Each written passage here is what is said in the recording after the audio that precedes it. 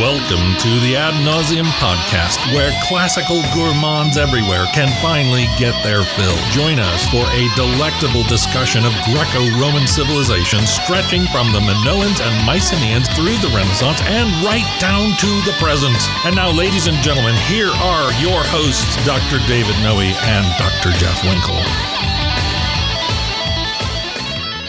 Welcome, listener, to episode 76 of the Ad Nauseam podcast. As always, my name is Dr. David C. Noe, and I'm here in the vomitorium with my good friend and fabulous co-host, Dr. Jeffrey T. Winkle. How are you, Jeff? I'm feeling good today. Excited about this episode. This is going to be a special one, isn't it? It is. Whom do we have with us here in the studio today? We have our good friend and former colleague and mentor, travel companion, Dr. Ken Bratt. Teacher, advisor, so many titles. The list goes on and on and on. Right. Yep.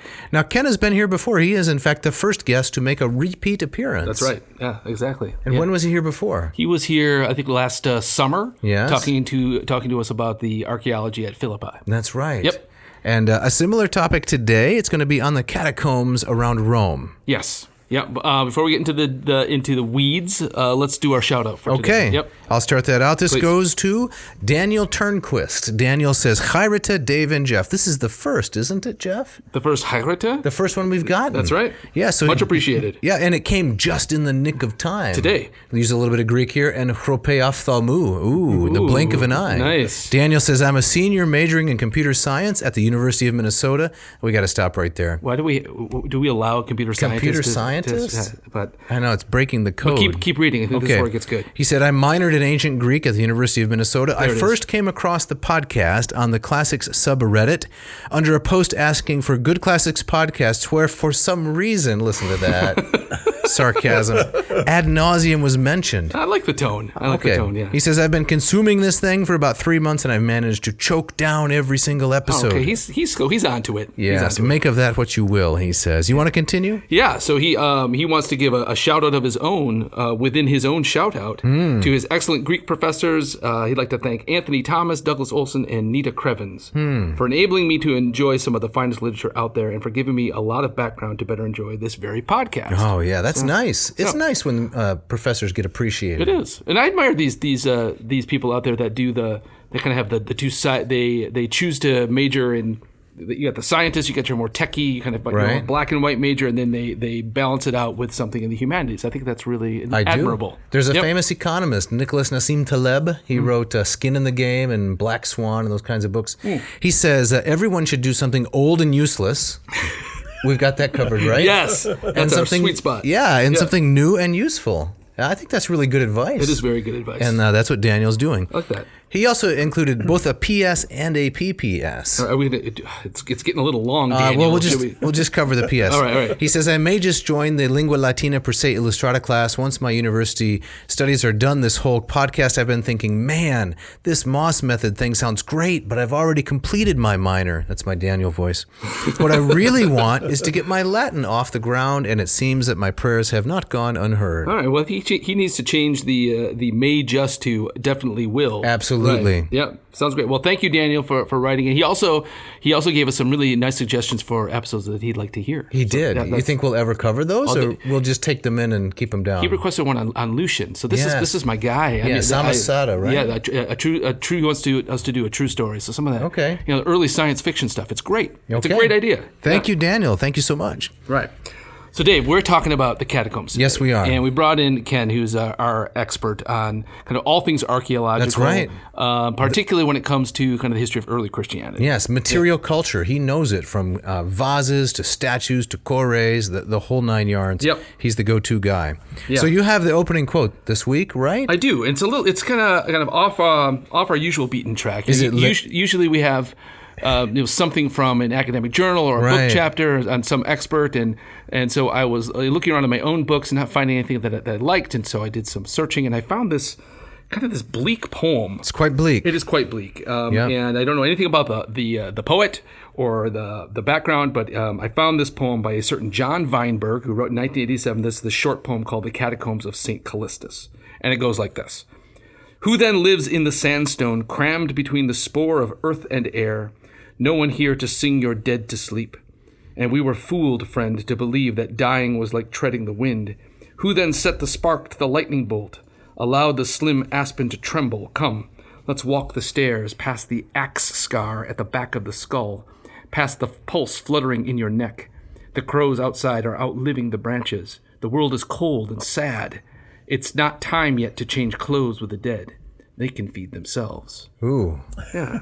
That's kind of quite gruesome. It is kind of gruesome, right? You know, I'm drawn to my love of the urban legends and horror films. Liminality, Memento Mori, the whole 9 yards. I like the uncanny, the weird. Yes. But I like that. Come, let's walk the stairs. That's what we're doing. We're going to walk down those stairs into those catacombs and see what we find. Yeah, the most recent time that I visited the catacombs, very briefly, my fellow tour guide, she could not go down in there. It was just too. I mean, not the Italian tour guide, the other person I was traveling with. Oh, really? Wonderful individual. I won't mention her name, but there was no way she was going to go down there. Too creepy, too feeling of enclosed and trapped. Oh, it's very claustrophobic down Absolutely. there. Right? And very easy to, if you go off the trail, very easy to get lost. That's right. It's a labyrinth of sorts. Yeah. All right, so what are we going to give the listener, the viewer today?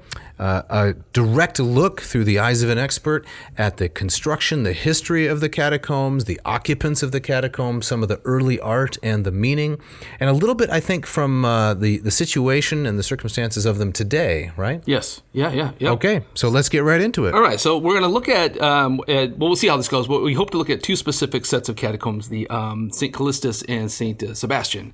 But I wanted to start, Ken, with just some kind of general questions. If you could tell us about, what makes the catacombs different than kind of another typical, Roman burial site? What does the word even mean? Where do we find them? Could you start us there? Sure.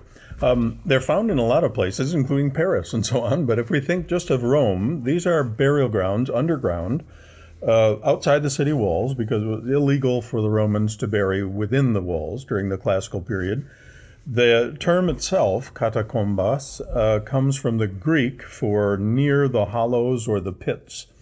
And this derives from the fact that the catacomb of San Sebastian, in particular, originated in sand mines south of the city walls, which were then abandoned and turned into a cemetery. Originally, it was a pagan cemetery, and when they needed more room, they began tunneling through the tufa, the volcanic rock, which underlies much of Rome. This tufa is easily excavated, so it was an easy kind of cemetery to construct. Once the rock is excavated, it also turns relatively hard, and consequently it's structurally firm. And you can bury a lot of people along the side walls of a long tunnel. When you run out of space, you just dig the tunnel deeper, and this tended to be the mode of construction. Now, when you look at it like I've looked on, online, you find that the maps of the tunnels of the catacombs. It doesn't look to me like there's a lot of plan to it, but was it just kind of ad hoc? They just kind of built on as needed and just dug in one particular direction? Right. They developed sort of helter-skelter. I have read that Roman law required the catacombs to be constructed beneath the same property lines that governed spaces on the surface.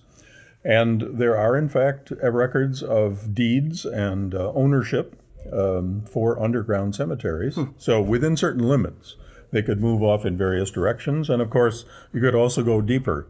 So in the catacombs of Callisto, for example, there are 5 levels going down as deep as 90 feet. The first level only about 20 feet down. And they spread, as you say, in every direction. Sometimes they reconnect with old passages. Many of them originated in underground chambers for family tombs, which were then subsequently linked to the tunnels that allowed for access to more and more burials. And it's estimated that the 50 catacomb complexes which have so far been found in the region of Rome ultimately held some 5 million burials. Oh, my. Wow. I don't know precisely how these numbers were calculated, but just to take the catacomb of Callisto, one can measure the tunnels alone, and they reach something like 10 miles in length. And of course, there's very compressed space along these tunnels in which every surface of the wall has been fitted with horizontal cuts, Okay. loculi, as the Romans called them, Right. in which the dead were actually buried. So a loculus is like a drawer, actually, is a common term In for a effect, it drawer. is. So Yeah, sealed by either a marble plaque or a ceramic plaque in the case of the more modest tombs. Right. Now, did the Romans engage in cremation, or was it all inhumation? Well, pagan Rome practiced cremation until the 2nd century, second century after Christ, in which during the Hadrianic period, the carving of above ground, the carving of lavish sarcophagi came into vogue, especially among the rich. And so from the 2nd century on, mixed burial practices of cremation in urns and burial in large fancy sarcophagi were practiced by pagans. Jews and Christians, on the other hand, did not cremate their dead normally, and from the beginning favored a simple burial in which the corpse was wrapped in a cloth and deposited in the earth rapidly after death. And so the Jewish catacombs and the Christian catacombs have no burial urns. They do have some sarcophagi, but for the most part, the burials take the form of the loculus, the horizontal slot in the side wall, or the arcosolium, a somewhat arched space into which the burial was made for fancier purposes. There are also some tombs that are known as mensa tombs, in which the burial was laid under a table of sorts, and we could talk more about how that table was used. And so they come in a variety of forms, but Christian and Jewish tombs are full inhumations. And does that relate to kind of beliefs about the resurrection of the body at the end times? You want your body to be at least somewhat intact? It certainly does on the Jewish side, okay. And I think it does on the Christian side too. David knows more about the literary evidence for these things than I, but no doubt there's a theological impulse behind the inhumation of the body. Right. And it's interesting, too, that the Christians tended to bury their bodies in communal cemeteries, in contrast with the pagan practice, which typically had been conducted on the surface along the main roads out of town, Right. like the Via Appia, Yeah. where family tombs are the dominant form of burial. And the family tombs become more and more elaborate in order to advertise the wealth and the power of the clan. Yeah. So is it fair to say that one of the first impacts of Christianity in terms of burial was to disrupt family bonds and redefine the family more in terms of the Christian community with which you were really associated? Yeah. By the 3rd century, yes. I would hesitate to draw that conclusion from the 1st or 2nd because we really don't have good evidence about Christian burial until about the year 200. But from that point on, yes, the Roman Church specifically set aside the catacomb of San Callisto for ecclesiastical burial. And although some chambers in the catacombs would be presumably set aside for families who wanted their dead to be buried together, the catacombs at large comprise rich and poor and members of all kinds from the Roman Church community. So we've talked a little bit about the association with Christians being buried rather than being cremated, but what about the legends of them worshiping in the catacombs? Is that just an artifact of Hollywood, or is there a basis for it? Yeah, it's entirely fictitious. There were certainly ceremonies in the catacombs. For example, at the funeral itself, people would be present. Some of the chambers are capable of holding 20, 30, 40 people, but the vast majority of the burials are in very tight space, poorly lit, poorly ventilated. One can only imagine what the decay of hundreds of bodies would have contributed to these locations in the worst of times. Yeah. And you guys have been there.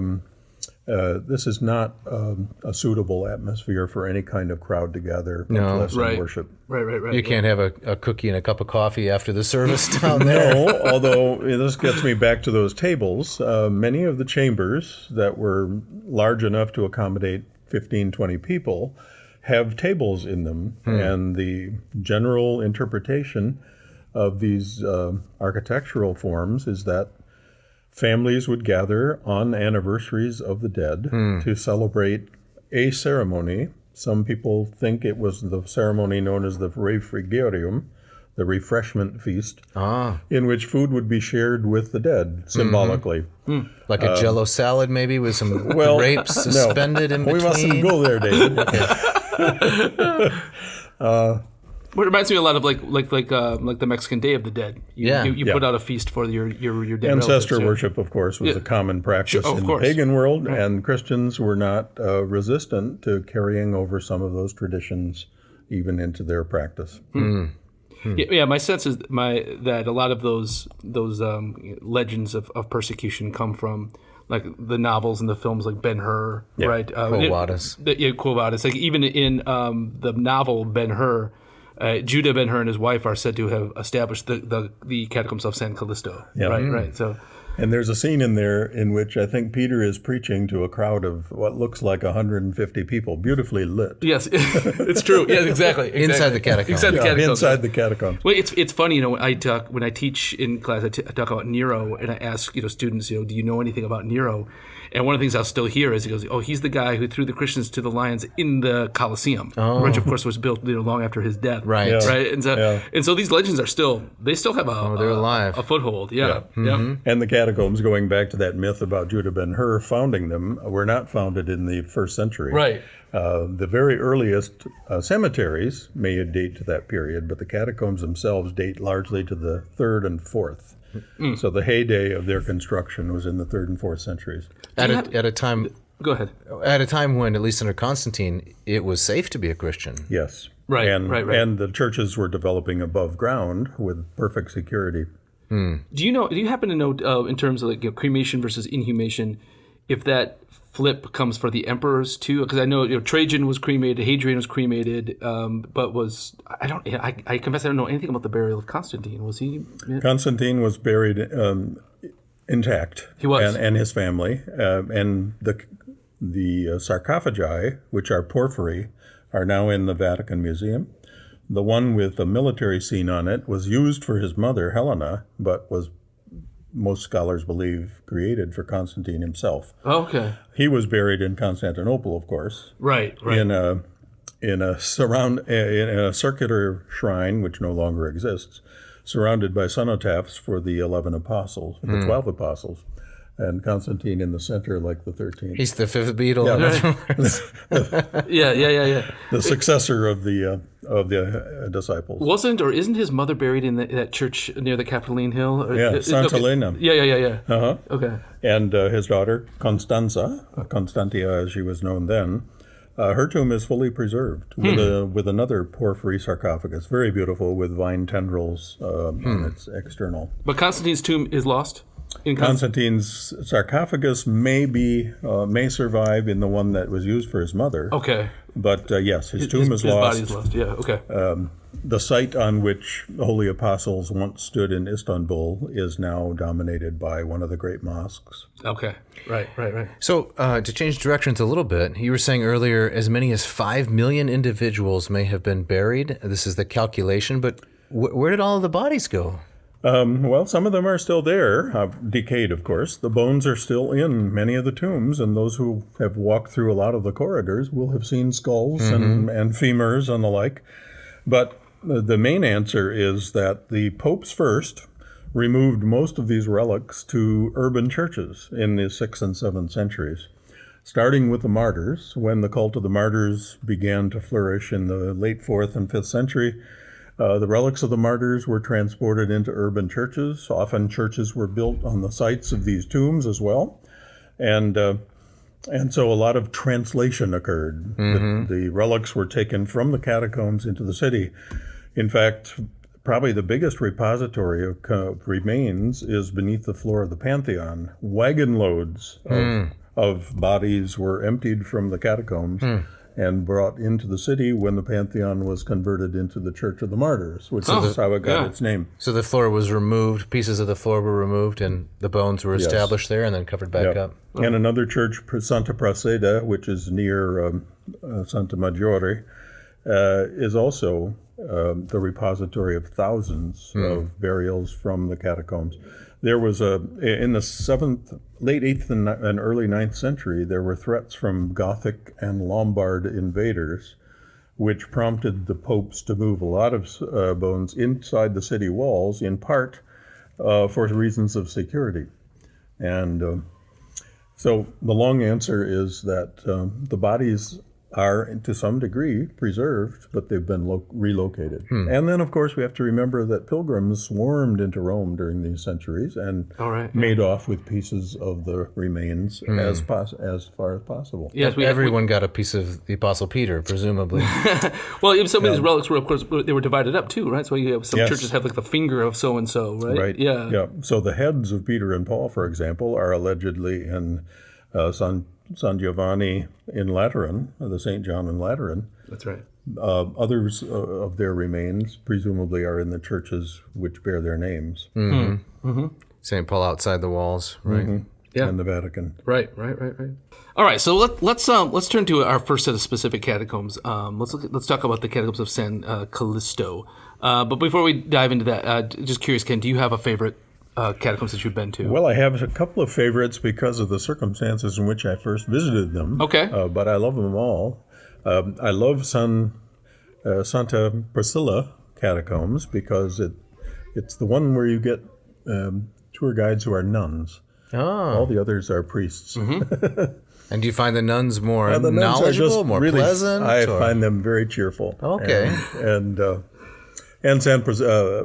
should say the catacombs of Priscilla are also among the oldest and have some of the most beautiful artistic pieces. Okay. The other one I would mention is an obscure one called the Catacomb of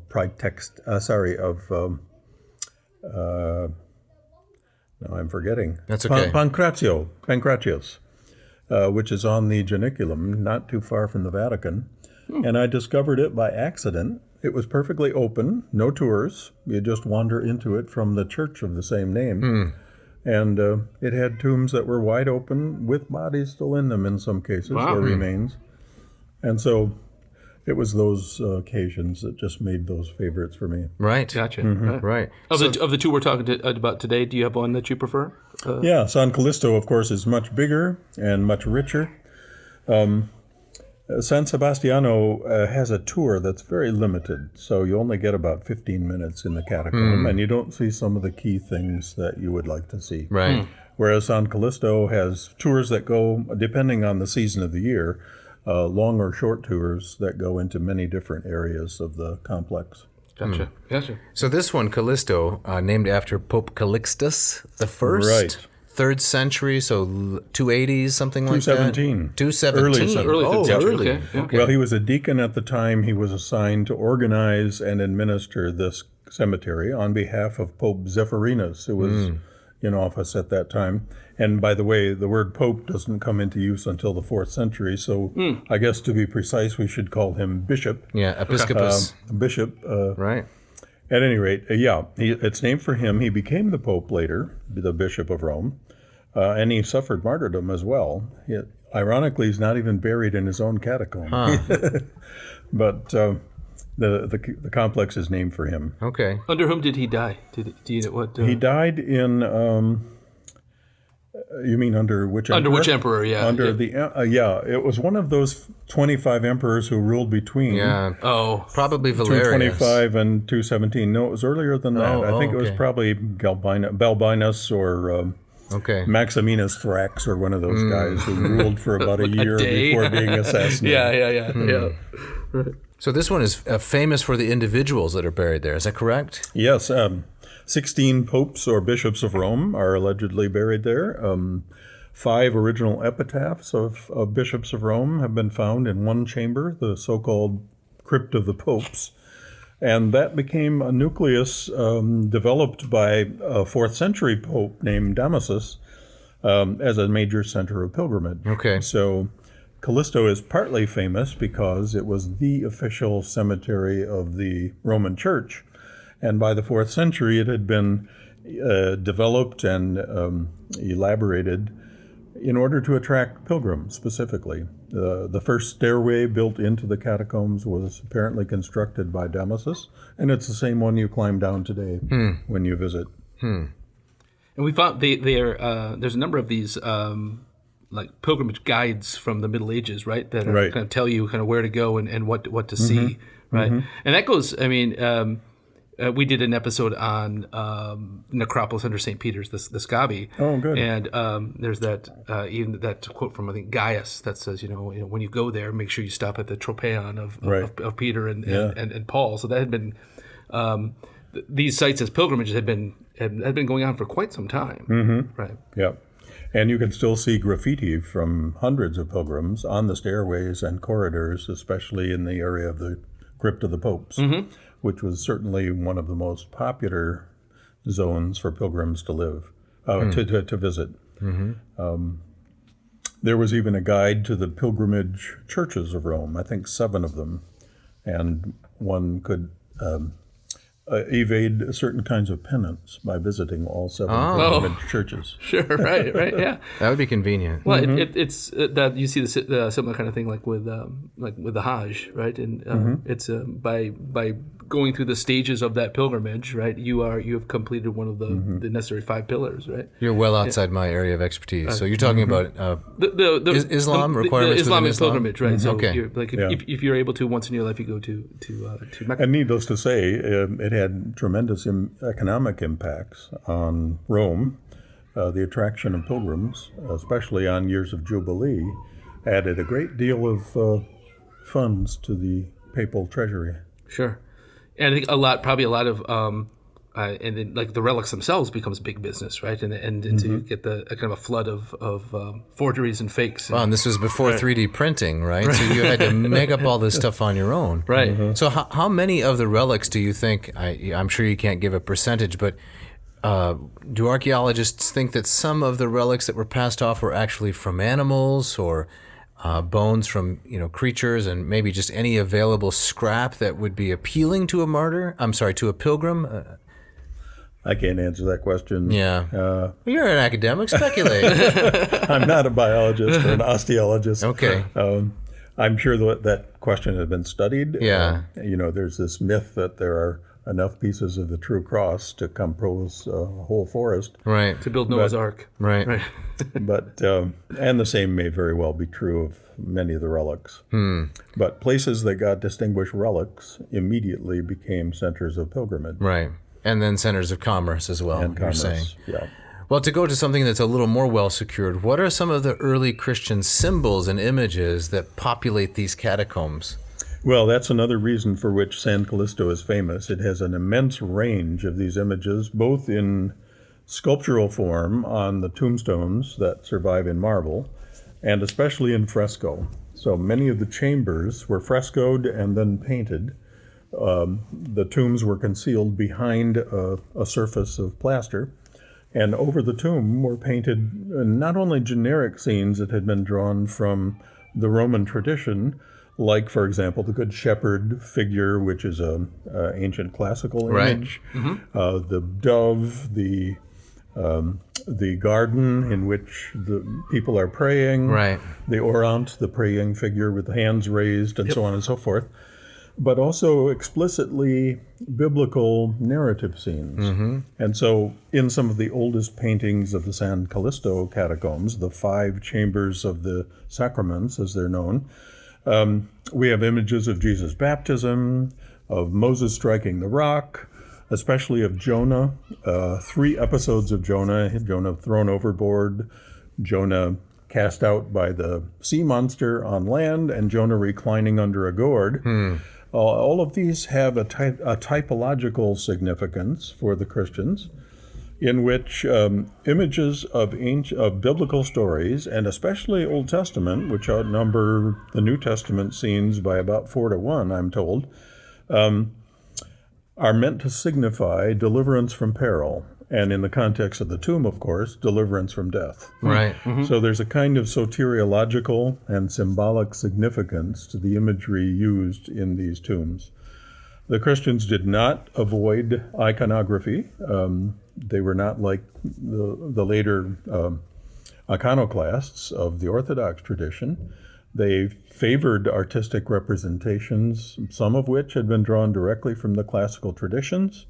And even the biblical narrative scenes often have the same stylistic qualities that contemporary non-Christian art showed.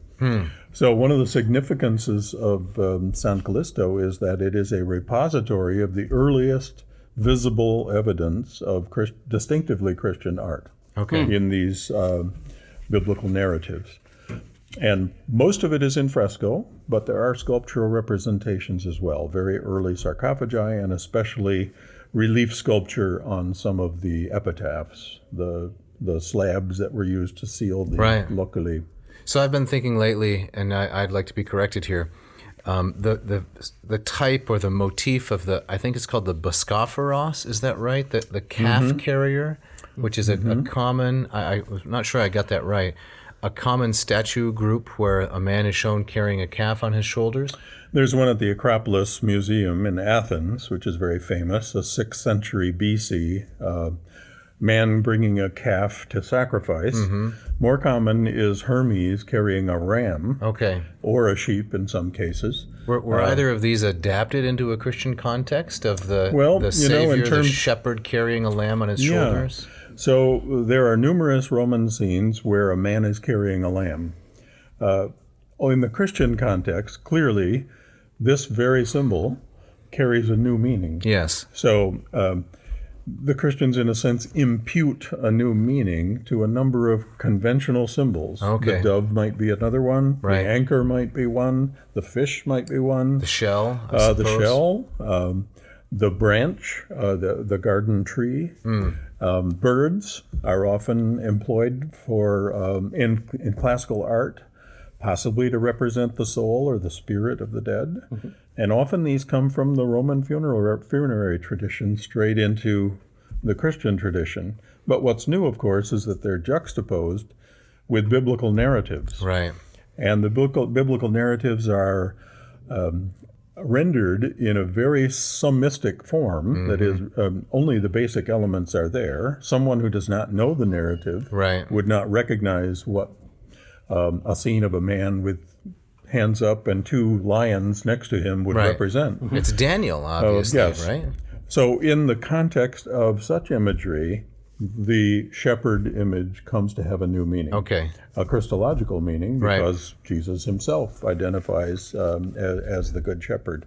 So if you were a Roman artist and part of your business, your commerce was to create these kinds of images and small statues and so forth for your customers, and then a Christian comes along and says, I would like a couple of carved doves, or I would like a small Boscophoros or something. They probably wouldn't have said that. But you can pretty much use the same sort of material and repertoire, but Christians will impute to it a different kind of meaning. Is that safe to say? Yes. And in fact, many scholars believe that the same workshops painted in the Christian catacombs as they were painting in other catacombs.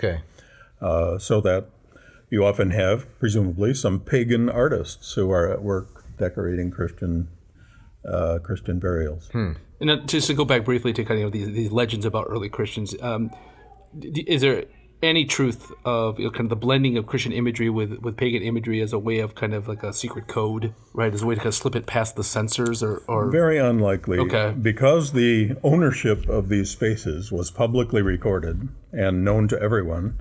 In fact, closed at various times, like under the Emperor Valerian, who closed the catacombs to new burials. There was no way that these could be considered hidden. And if you know the identities of the people who are buried there, why would you have to be cryptic in your imagery? You've been reading Dan Brown. Is that what it is? Well, I mean, that's very Dan Browny, right? But that's also in the stuff of these late 19th century novels, too. Yes. Now, on the other hand, it may not have been deliberately secretive, but it would not have been fully understood by a non-Christian, because they would not know the narrative context or the meaning of revised imagery, like the calf bearer or the lamb bearer. And we don't see the symbol. The cross is much later. We don't see that much later. Not until the 5th century do we have our earliest specific reference to the crucifixion. But there is that famous cross with a donkey mounted upon it, right? Yes. Oh, yes. Yeah. On the Palatine. It's a graffito. Right. Probably dating to the 3rd century, in which Alexander, I think is his name, reverences his it says, you're worshiping your god, or something. Your god. Right. So. Yeah. And it's the image of of an ass on a cross. Yeah. Can he say that on this show? I think this is a family show. We can bleep him out there. Just kidding. Speaking of bleeping out, yes, it's time for the ads. It is.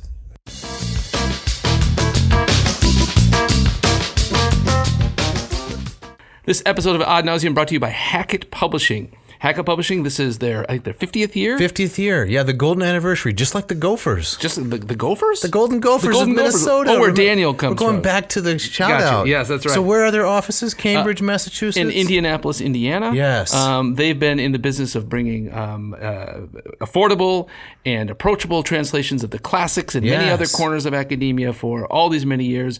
I love their stuff. Dave, tell us a little bit about Hackett. Well, they have such a wide range of fantastic offerings, like you were saying. They've got translations, not just one in each category. The Metamorphoses, we've covered that on the air. They've got the Stanley Lombardo and the other one, which is just as good. Yep. Whose name I can't remember. Exactly. I got them both in my car right now. Yeah. But then they've got the Iliad, the Odyssey. They have several editions of Aristotle. They've got Plato. Anything you could want, really. Mm-hmm. Yep. You always like to talk about, and I agree, the lovely covers. Oh, the great cover art. Right. That's one of my favorite the things moon about landing and the D-Day the D-Day landing. Yes, exactly, for the Iliad. It's great stuff. Yeah. So if a listener wants to patronize this podcast and get some great affordable translations and other kinds of things for themselves, what do they need to do? They need to go to hackettpublishing.com. That's HACKETT publishing.com. Pick out your text, drop it in your little digital satchel thing. We're going to go there again, talk about that? We're going to leave it right there. All right. And then in the coupon code box, you type in AN2022, and that will get them what? 20% off, which by my calculation is about a fifth. About a fifth. And free shipping. Free shipping too. Yeah, and let's be honest, you cannot get that kind of a bargain at any other bookstore that I'm aware of. You cannot. It's phenomenal. So check it out. This episode is also brought to you by Racial Coffee. Racial Coffee of Portland, Oregon. Our good friend Mark Helweg has put together a fine coffee machine, both the Ratio 6 and the Ratio 8, that will solve all of your brew-based needs. Jeff, what do you like about the Ratio 6? I got the Ratio 6 in my house. I love it's a sleek-looking machine. It's a work of art. It outclasses everying else on my kitchen counters. Even the can opener? The can opener is so embarrassed. Especially the can opener. Especially the can opener, right. Exactly. The Cuisinart, there's no contest. Just crawls away in terror, right? It does, every morning. But I press that button, it goes through its 3 stages. We're going to review those? Well, very quickly. The bloom. Yes. The brew. Can I talk about the bloom for a minute? Please do. Well, let's not be too hasty. Okay. During the bloom, the hot water comes down through the metallic veins, sits in that cone, and then off gases, as you like to say, all of the harsh CO2. Yes. What are you left with as you move into the brew stage? Well, then the brew, that's where the magic happens. Okay, tell us about the magic, That's Dr. where Winkle. the hot water goes through the cone, through the grounds, and into the weighted, heavy industrial carafe. That's right. And it keeps it warm for hours. With no scorch pad underneath. No need for it. What about that other thing we like to say that people are getting tired of? It leaves the brackish tang. Oh, you behind. had to say it, the brackish tang. There's no brackish tang. No, it's not just at all. Sweet, delicious coffee. Right. So if our listeners want to purchase either the 6 or the 8, yes. You've got the 8. I do. Which you could wax eloquent. I could wax on and then wax off. It's a fantastic machine, and the listener, it's incredible how many of these Mark has sold with our coupon, which is... the coupon is ANCO. You had to look down at your script to... Right, I just want to make sure I get it right. Okay. ANCO. Yeah, he has just sold a great number of these. We're so grateful that you, the listener, has been supporting this podcast so faithfully. So go to Racial Coffee, RATIO coffee.com, pick out your 6 or your 8, drop the coupon code in there, ANCO, and get 15% off. And finally, this episode is brought to you by the Gold River Trading Company. That's right. Purveyors of excellent tea. Why should our listeners just drink coffee after all? Exactly. We got both sides of the equation covered we here. do. That's right. And I admit, I wasn't a huge tea guy. Is this a confessional? It is a bit of a confessional, okay. Right? We're getting real here. All right. But the tea that they sent us, their black tea and their green tea are excellent. Yeah, the gunpowder. The gunpowder tea, the gunpowder black. Right? I love the cacao. I don't even know if I'm pronouncing that correctly. Somebody yesterday said cacao. Cacao? They said cacao. Sounds like a bird would say. Yeah, cacao. Had some friends over the other night, last night in fact, one of the young ladies, classics major, and she said, I'd like to try that cacao. It was she who said it. I'd love to try that cacao tea that I've heard about on the podcast. Yeah. So we brewed her up a batch, and it's chocolatey and It's very refreshing. Yes, I've never tasted a tea like it. It's fantastic. Right, yeah. It bridges that liminal space. Oh, nice. Between your traditional tea and your hot chocolate. Yeah. Right. So, listener, if you would like to try some Gold River Trading Company delicious tea, you need to go to goldriverco.com, make your selections, put them into your little basket, and then what's the coupon code, Jeff? ANTEA, ANTE. So you want them to up the ante, Yes. Is that what you're saying? Ante up. All right. That's right. Check it out.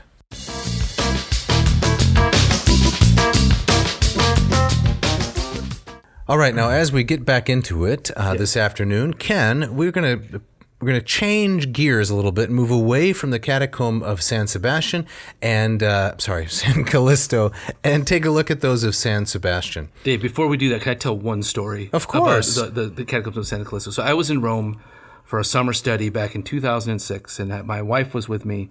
This is the Trajan's Column episode? It was at the American Academy, and was studying Trajan's Column. Whose ashes were buried inside the city walls. Trajan's ashes? Yes, he was. Yes, it was like he the bucked pomerium. that. Right, but that's what the story is about. And so we had a free day, and I asked back my wife, "What do you want to do?" And she said, "I've always wanted to see the catacombs." Right. And so we went to the San Callisto catacombs, and this is the middle of summer, so there was a huge crowd, and you get your ticket and you wait for your language to be called, right? And this guy, this priest came to lead us through, and he was a Brit. Oh. And he was on a mission to get us through that catacombs as quickly as possible. And so we're flying through it. I remember my favorite moment was we're in the crypt of the popes, and he's standing there, and he's just pointing. He goes, "There's a pope, pope, pope, not a pope, pope, pope, pope, pope, pope. Let's move on." And so Beck still tells that story to this day. Oh, that's funny. But he was just pointing them out, and let's next corridor. I'm sure he loved your American accent and standard pop culture references and so forth. Of course, they're always charmed by that. The Brits. Right. So it was not a very reverent experience. No, it was I can only hustle us through. There's a pope, not a pope, not a pope. Yeah. But let's talk about the catacombs of San Sebastian. So Ken, what makes these distinct or different than the catacombs we were just talking about? Well, for one thing, they've never been lost, as the catacombs of San Callisto were. They were rediscovered in the 19th century, but San Sebastiano has been open to the public ever since Constantine built his church over these catacombs. And they also were not named San Sebastian until much later. I read in one source 7th century, another source says 9th century, it doesn't matter, but in the early Christian period, this catacomb was known as ad catacombas. That's where the term came from, and subsequently also as the Memoria Apostolorum. And this refers to the fact that, according to tradition, at least in the 4th and 5th century documents, the relics of Peter and Paul were temporarily housed at this site and not at the Vatican and the Ostian Church. So those are two distinctive things. Now, two other factors that are quite different here are that the original tombs on this site were open-air tombs above ground at the time and subsequently buried.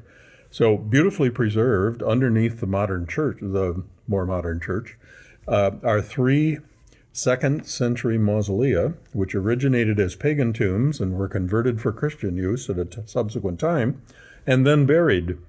So today you have to go into the basement of the modern church in order to see these 2nd century tombs, which were constructed above ground originally. And next to them, from about the 3rd century, is a plaza, again buried at a later time, that once was open air for the purpose, according to the scholars who've studied this site, of exercising the funerary rituals, and especially the funerary banquets that would be celebrated here. Yeah. So there's a plaza there, you said? There's a plaza under the modern church, directly under the nave of the church as you would visit it today. I find that plausible. That was you were just itching to do. I was trying to get that in there, and I didn't want to be rude to my friend and mentor as he's explaining all this brilliance, but I just had to. In the middle of this plaza, which you so eloquently described, is a well that was constructed, presumably to provide water for the rituals of the funerary ceremonies.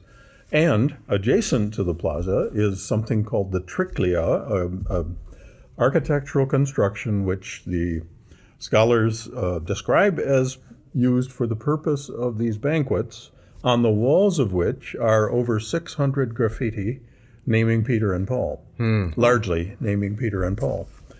And so there are a number of bits of evidence here. Nothing is decisive, and of course scholars argue about these matters as always. But it seems that this was a site at which the relics of Peter and Paul were at least temporarily lodged. Do we know why they would be there? One assertion is that the final tombs of Peter and Paul were still under construction in the 4th century, and this was a facility that was designed by Pope Damasus in the late 4th century as temporary lodging for the relics before the final deposition was made. I find that less plausible than the other, which is that in the persecutions of Valerian in the year 257 and 258, the Christian community was afraid that the relics would be stolen from the Vatican and from the Ostian Way, and secreted them away for temporary preservation in the San Sebastian Catacombs. They were definitely back in the Vatican and the Ostian locations by the mid-4th century. 354, I think, is the year I read. So, despite the debate, there seems some plausibility to the assertion that for a time the relics of Peter and Paul the apostles were here. And the catacomb came to be known only much later as the Catacomb of Sebastian. And the story behind that is that this man, St. Sebastian, was a member of the Roman military? He was captain of the Praetorian Guard in the reign of Diocletian, so this is late 3rd century, 280s, and allegedly was a Christian whose faith was discovered accidentally. He was he was urged to deny his faith and sacrifice to the emperor, refused to do so, at which point Diocletian allegedly punished him by tying him to either a tree or a column. The column is partially preserved. Oh, right. Yeah, exactly. Yeah. I've seen it. At which point he was shot by archers and assumed to be dead. However, when Christians came to claim his body, it turned out that he had survived this persecution. He was allegedly healed by Saint Irene of Rome, and subsequently, and rather foolishly, confronted Diocletian a second time to rebuke him for persecuting Christians. Right. Yeah. At which point Diocletian had him clubbed to death. He was buried on this site, and his tomb is now venerated in the church above. But there is a cubicle in the catacombs below, which allegedly was his original place of burial. That always reminds me of like Odysseus shaking his fist at the Cyclops, right? Yeah. It's not necessary. Right. Yeah. Right. Is this the church? I'm trying to remember. I was there last in 2018, I think. Is this the church with the rediscovered bust that supposedly is Christ by... Well, there's a Bernini bust of Christ, one of his late works.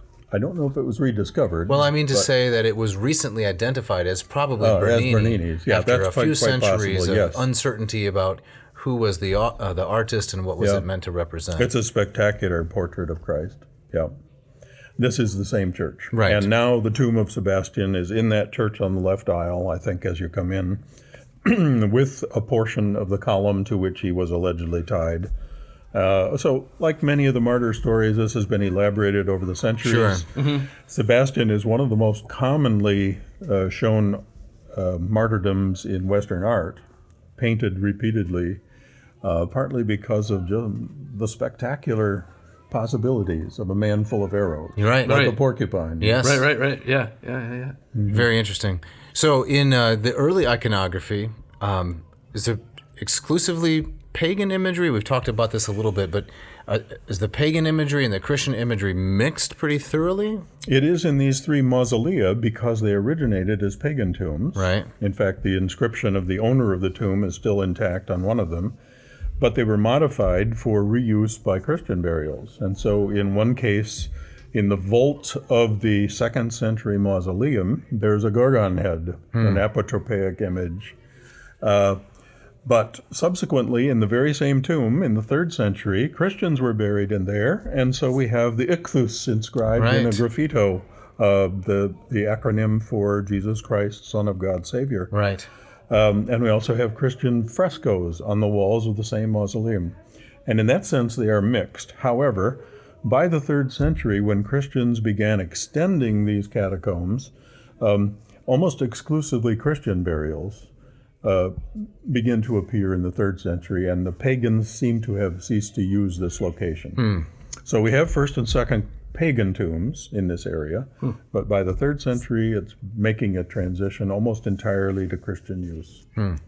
And when did the catacombs cease to be used, as we start to wind down here this afternoon, as burial places for the Christians of the city of Rome? In the 5th and 6th centuries, they largely ceased to be used for 2 reasons. One was, as I mentioned earlier, the popes began moving relics into the city, and especially into above-ground churches in the city, where the relics began to be essential components of Roman Catholic architecture.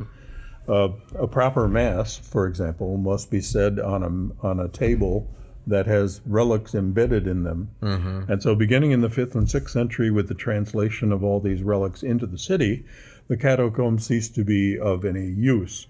In addition, beginning with Constantine, basilicas were constructed over many of these cemeteries as cemetery basilicas, and at that point, burials in the floor of the church became a very common new mode of burial. So new Christian burials tended to be close to the sites of important tombs. Burial ad martyres or ad apostolos, for example, was highly favored. The closer you could be buried to a famous saint or to an apostle. Just like my office used to be right next door to yours. Exactly, yes. It's pretty much the same thing. It's pretty much exactly the same. Comparing minora to major. Yeah. Yeah. So it was by the 5th or 6th centuries that the catacombs ceased to be used for new burials. Now, you couldn't be buried in there now, right? I mean, they're completely closed off to any kind of burial or contemporary use, and entirely holy sites for the Roman Church. And they are all controlled by the Pontifical Institute of Christian Archaeology, or Sacred Archaeology as they call it. I believe there are a few burials. For example, in one of the basilicas that still stands above the catacombs of San Callisto is buried De Rossi, the 19th century discoverer of this catacomb. His tomb is in the very place where you get the orientation lecture before you go down. I remember that spot. And I have observed groups of Catholics celebrating Mass in some of the chambers as visitors to the catacombs, but whether they're celebrating Mass for any contemporary burials, I don't know. My guess is that very few modern burials are in this area. Yeah. No. Correct me if I'm wrong, but I could try to kind of connect this, this practice of, the bones of the saints kind of sanctifying the place, having any kind of pagan corollary. You don't find, the Greco-Roman temples built on those sites with that in mind, but there are, those stories about. The prophecies about who will get the bones of Oedipus and who will get the bones of Theseus. There's a similar kind of idea there, isn't there? There is, yeah. So the hero's grave, in general, was regarded as having spiritual power in the immediate location. Yeah. So Oedipus's burial site in Athens, for example, was thought to convey spiritual power somehow to Athens.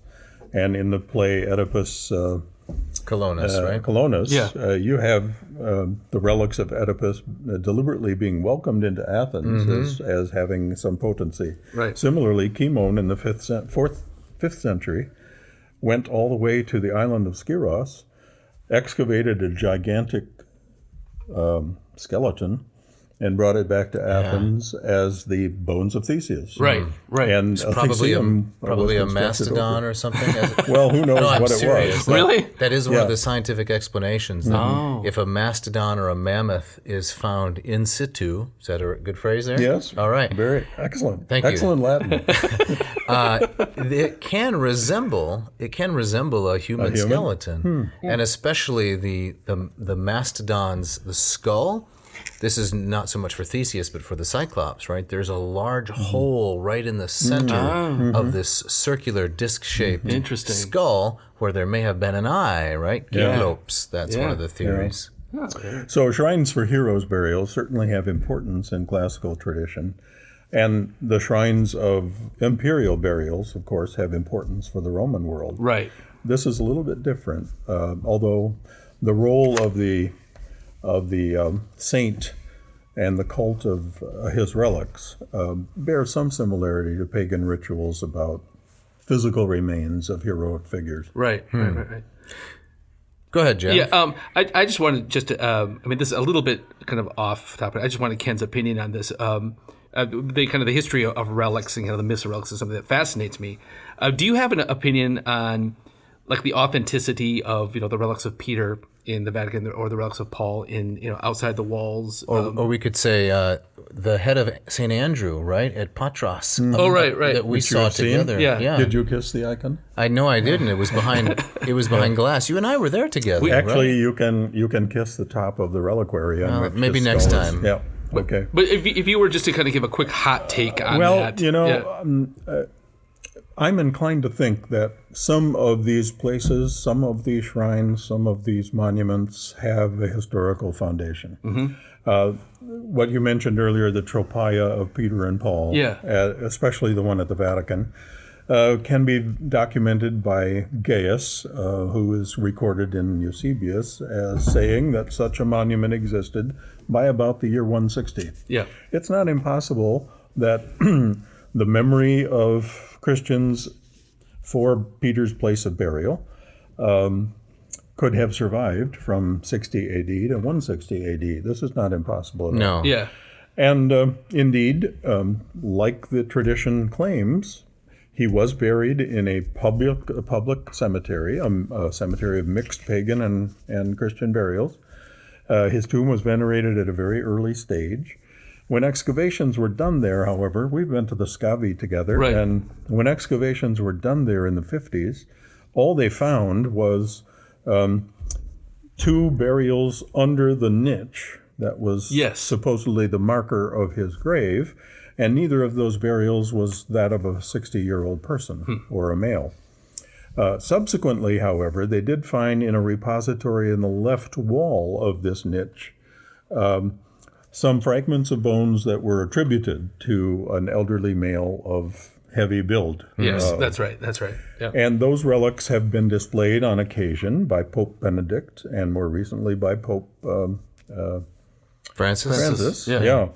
On June 29, which is the feast day of Peter and Paul. What they amount to are tiny fragments of tibias and finger bones, maybe 8 of them altogether. Which could conceivably be relics of an older man buried in a special place at a special time. So I don't say it's impossible. There's no way of proving it, of course. Right. And so these are matters of faith more than they are of archaeology. Yeah. But to call back to an earlier part of the episode, plausible, right? Plausible, right, man. Plausible. Twice? Really? Oh, come on. Yeah. So we're on the downslope here, aren't we, Jeff? We are, yep. About to wrap things up. Did we want to go through the catacomb lightning round? Or should we save that for another episode? We can save that for another episode. So the catacomb lightning round there's a long list of names of catacombs, and we were just going to ask Ken if he has visited any of these, if he's seen them, if they're accessible, like Domitilla, Comodilla, Generosa. I've been to 6 of them. Oh, okay. 6. And 3 of them are regularly open to visitors today. Okay. I don't know how the pandemic has affected it, but you can go to catacombida.roma, and you will find a Vatican site that gives you all the information about those that are open, their addresses, and so on. Okay. Maybe we could end with this. So, Ken, if somebody going to Rome, having gone through San Callisto, San Sebastiano, if you were to say, all right, you've got time to check out one more, where would you send them? One more? Yep. Domitilla, which is right next to Callisto. Okay, so you can Callisto and Sebastiano are both on the Via Appia, just south of Rome, 2 miles. Ways out of town. And just a bit to their west is the Catacomb of Domitilla. Okay. Beautiful place, very beautiful. And unlike the other 2, it has a basilica, funerary basilica that was constructed as part of the Catacomb complex in its later stages. So you can meet in a large basilical form and then move off into the tunnels. Yeah. Well, if we have Ken back for a third episode, Yes, which we will. yes, we have to talk about a very fascinating subject, which is the transition from a Roman civil building, the basilica, to a church. Yes. Which is, I've always found that fascinating. I first learned that from Ken, like many things. Yes. Mm-hmm. But we're up against it. We got to get out of here, don't we? Out of here. Yep. Before we go, Dave, you want to talk a bit about the Moss method? I do. If you want to study Greek, if you want to go from neophyte to erudite. Yes, I have just the program for you. Go to mossmethod.com, and for $2.99, we're offering a special right now. You can purchase it at the stated price. Was I supposed to say something there? No, I'm just saying. The special thing is there's no discount. Just purchase it at the stated price. Right. Come on, it's $299. You can't get into Disney World for that, I don't think. It's true enough. And this is so much more entertaining than Disney. I take you through all the steps, alphabet. You got 40 lessons, 40 video lectures, quizzes, exams, and perhaps the best feature, I don't know, is you get constant access to my expertise. All the Greek that I have learned in the last 30 years of studying and teaching, much of which I learned from this man right here, I can impart to you, hopefully. So, mossmethod.com. And another piece of goodness, you've outsourced a lot of this to a bunch of flunkies. No, there are no flunkies involved. Not one I do flunky? this all myself. Okay. Just this morning, we had Moss Method office hours.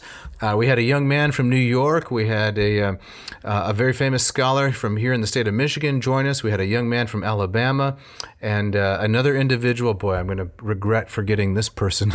But we got together. We read through Mark chapter 2. And sometimes we look at Homer, sometimes Plato, a little bit of Sophocles occasionally. Really anything you want. We have the weekly Moss Method office hours. It's global. It's global. That's awesome. People from all over. Excellent. All right, so we got, as always, some people to thank. Yes, Thanks we do. To Mishka, our engineer, for stitching all of this madness together. Right. Ken and Scott for the great music that you hear throughout the episode. We got Agricola in the studio here running in the house. The videography and the lights and all of that, making sure the I don't know, is there a key grip? We got at least a boom, a gaffer, two gaffers. A gaffer's a person, is that right? I think that's right. Okay, that's right. So George oversees all of that and makes sure that it turns out like it's supposed to. I remember the guy's name. Yeah, Jay from Kansas. That's the one. Yeah, I didn't want to forget Jay because I know he's listening. Is it Jayhawk? Yeah, he's a Jayhawk. It's a Jayhawk. Perfect. Hey, so if you want to drop us a note, if you want a shout out, if you want to be like Daniel and give us some great ideas for future episodes, which if I may say, he put in the subject heading. Hate mail, more hate mail. He did. Well, he's got He's a little facetious. He's got an edge to him. Yeah, right? he definitely does. We'll but send it to us. Contact us. Yep. Send your hate mail to jeff@adnauseam.com. Don't forget the V. That's right. Or you send your hate mail to dave@adnauseam.com. Again, don't forget the V. That's right.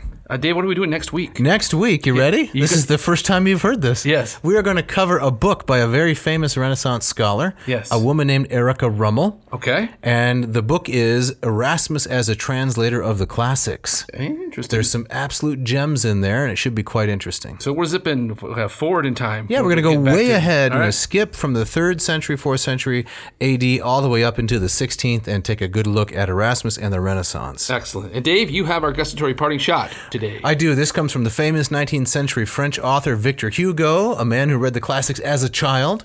And it's from his famous novel Les Miserables. Is that how it goes? That's right on. All right. Excellent. And he says, quote, "A person may not want any more of his cake, but that is no reason for giving it away."